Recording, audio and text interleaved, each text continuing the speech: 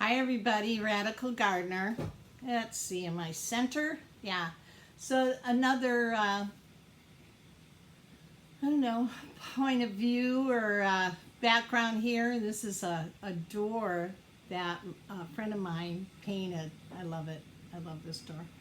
Okay, so let's talk about the seeds that I love. First, what day it is? Monday, October 7th. Great weather, 70 degrees. I'm telling you, Southeast Michigan was rocking it this year weather-wise. You know, we're getting the cooler nights for sure, but not too cool.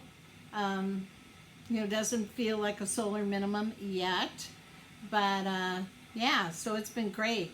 All right, so let's talk about the seeds that I am going to grow again. What I realized this year is that even if I planted something that didn't have a really high yield, I still got something from that plant. And so when you add them all up, I actually had food every day to eat out of my garden. And that's kind of the point of a garden, is can you feed yourself, you know? I love to grow things, but I want to be able to feed myself. And so, we have enough kale to last us for 3 months back there. But I was playing with different kale types. I wanted to see, what are really the hardiest kales, what are not going to be, susceptible to aphids, and and because of that loss of magnetosphere, a lot of the leaves are getting singed. And so I was just looking at things like that. And so anyways, the point is I still have lots of seed. I've got tons of parsnips to pull. I've got the 1,000 head kale. I have the red Ursa kale. Oh geez, what else do I have? I still have carrots, celery, a lot of mint, got a lot of herbs.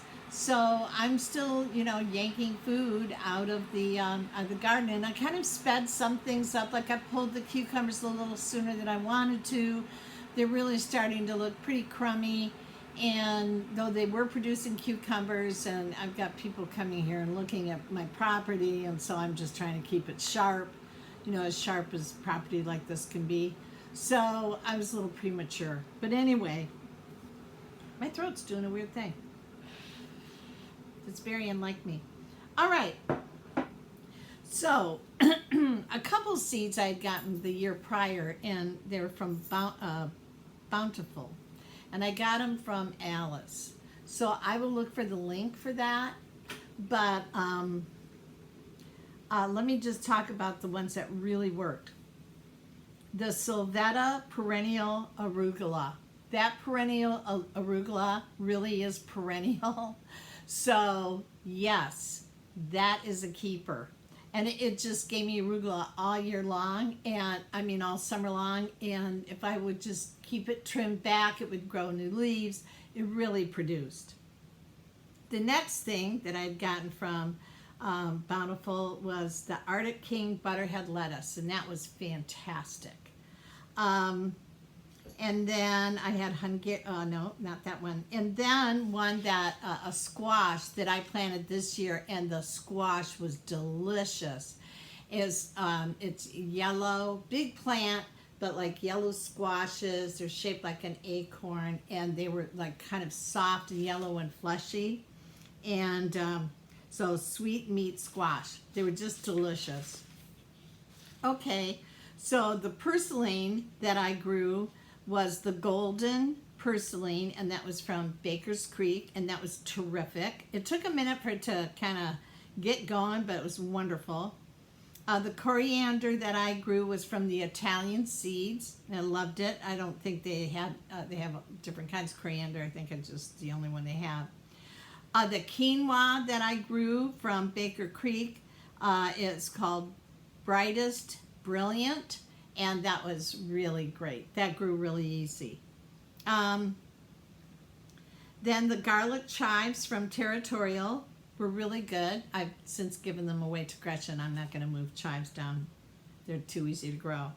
And then cilantro, the cilantro was fantastic, and that was the from Baker Creek. I'm sorry I didn't write down what kind of cilantro it was, but I guess I could look at a receipt, but I don't think that there's, I don't know. It was just your standard cilantro. Sorry I don't have more details on that one.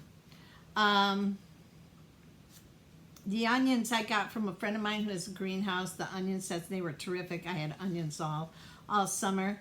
As I was telling you through the whole time that I was growing those cabbages, the Tiara and the Katerina were fantastic, and they were from Territorial Seed. Great cabbages. And if I grow those out of the ground, I would get so many more cabbages. I was growing them in pots, which was kind of weird that I could grow them at all. But that was just a big experiment. I didn't even try to grow my dwarf tomatoes. I'm going to grow them in Florida, and I'm going to grow them in clay pots or grow bags, probably clay pots, and I'm going to mix them in with the flowers. So I'll be planting those later. The carrots I really liked were a big surprise because I'm a big fan of the purple carrots from Baker Creek. But were the, I don't know if you say Napoli or Napoli carrots from traditional, they're traditional, and this from Territorial. They were great. They grew fast. Really short growing season on those. All my pole beans were fantastic. All of them. I'm just, I'm not a fan of the bush beans. I planted those. This just gave me so, in comparison to the pole beans, I mean, I don't even know if I'll plant them next year. Maybe if I have some extra room or something. But the rattlesnake pole beans from Territorial were fantastic. And let's see, what else did I have here? I'll get over to the beans because I've got this kind of written out strange. And then the tomatillos, the ground. What is this? The ground? No. I see. I cross it out. So tomatillos verde. The verde tomatillos from Baker Creek. I had so many tomatillos. I made all kinds of relish, and it's in the freezer. Fantastic. Let's see. My favorite pole bean was the Vortex French. Vortex, the French cut. I don't know what it means. Anyways, sorry, I can't read my writing. Vortex French, F-I-L-E-T, filet. Anyways, those are like this long. They are fantastic, and just grew a million of those. Well, maybe not a million, but a whole bunch of them. That is wonderful. Territorial. Highly recommend. Pole beans, Monte Cristo, those were great. And then, of course, the purple dragon carrots from Baker Creek. Let's see. Again, another tomatillo that I grew from Baker Creek. But I don't think I wrote the name down of that. And I was really trying to be careful. The pea tendrils from Baker Creek.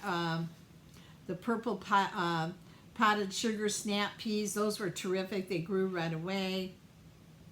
Okay, the parsnips that I grew, and I'm still growing, and I had a lot of luck with these, is the Italian parsnips. So, those Italian seeds that I was raving about.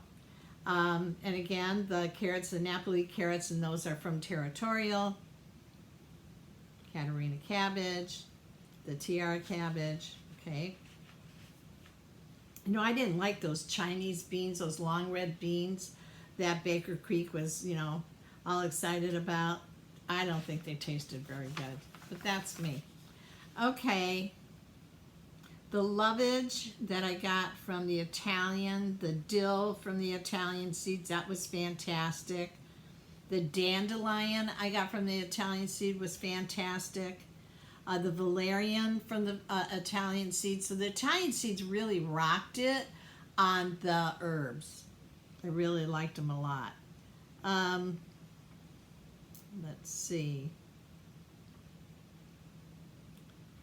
Oh, the dill that I got from, no, it wasn't the dill. The fennel that I got from the Italian, I got this big box of fennel and just planted everywhere because I wanted the butterflies, which worked. But that fennel is so delicious. And you know what I'm doing with it, you guys? I'm just taking, you know, the frond part, right? And I'm just like taking a handful and putting the bottom of a teapot, pouring hot water on it, and then I'm pouring my tea through a strainer into my big cup. It is fantastic, fantastic, easy. You know, I was making that really hard, making tea bags. Screw that. I just put it in the bottom of the pot, put the hot water on. I add a little stevia. I am good to go on my tea. But boy, oh boy, I can't grow enough fennel because I love fennel tea. What else do we have here? Okay, let's talk about the kales. My favorite kale, and boy were they hardy, and they just, sometimes they'd show a little, you know, like the aphids would eat a little bit and then it would be fine. So the 1,000 head kale, yes, yes, yes, from Baker Creek, and it's huge. It grows in this huge, it's like 5 feet high and super wide, and it's real tropical looking. So that's a plant you can put in your front yard and nobody's gonna know it's food. 1,000 head kale. It's a keeper. I am planting it when I get down to Florida. It's a beautiful plant. You should see it. It's just as green and vibrant and beautiful right now. It's been like that for months. Absolutely fantastic. And while we're at it, the red Ursa kale, also from Baker Creek, fantastic. I'm just picking it every single day. Every single day. It's wonderful. I used an old Swiss chard seed and it did quite well, but God only knows where that came from. Let's see. We're almost done here. La la la. Oh, eggplants. I rocked it on the eggplants this year, and I can't wait till I get them in proper pots. But, and you know, it wasn't that hot. It just wasn't that hot. I was moving those things around, chasing the sun everywhere. Oh my God. Anyways, Baker Creek, their diamond eggplant. Someone just sent me seeds to French eggplants. I can't wait to plant them next year. So those were fantastic. Let's see. The Rancho Gordo Indian woman, yellow Indian woman. So it's from Rancho Gordo. They only sell beans, and it's the bean yellow Indian woman. I looked all over for them. So they're really a good bean. They're really a long history, and it was very difficult to find. So it's an old heirloom seed. Another quinoa that I grew was the cherry vanilla quinoa, and you can plant quinoa early, and that was a Baker Creek one too. Armenian cucumbers from Baker Creek, absolutely. That's going to be the only cucumber I grow. The rest of them, forget about it. And the only squash I'm going to grow is going to be I don't know how you say it, is that rampicante, Rampicante, zucchini, rampicante, who knows? Baker Creek, that was that huge plant, and it was those thin squashes that would grow out of the blossoms. Oh, spectacular plant. Lots of squash. Love it. And you can trellis it really easy. Yeah, let's forget sweet potatoes, huh? You know what? I just didn't have a long enough growing season for them. I could go through all the beans, but I'm just telling you, all my beans did great as long as they weren't a bush bean. Yeah, the wild fennel from the Italian seeds. And I had to find those yellow peas, you know, remember the like 9-year-old seeds or something that grew. So I found those seeds, and I will put that below. I haven't ordered them again, but those will be the only peas that I will grow. They were fantastic. I mean, you want a lot of peas. That was incredible. It was a wall of peas. Fantastic, fantastic. So I'll put that below. But you know me, I will post this video, and then it won't be until tonight. I can post the links to, these seed companies that I order stuff from. So just be patient. It's just, the way my day goes, I've got somebody coming over to grab soil now. And yeah, so we got another showing tomorrow. Our house only been for sale for a week. So, whatever happens, Okay. All right, everyone. So, and welcome back. A lot of people are finding me again that were my old subscribers, and then, before YouTube destroyed my channel. So welcome back. I'm glad you're here, and I'm glad you found me. Thank you. Thank you for searching me out. That really means a lot. And I know everybody's really busy, and to take the time to do it is really appreciated. Okay, everyone. So Radical Gardener, from my garden to yours, may your garden always grow. Okay? All right. Sending you a ton of love. Okay. Bye.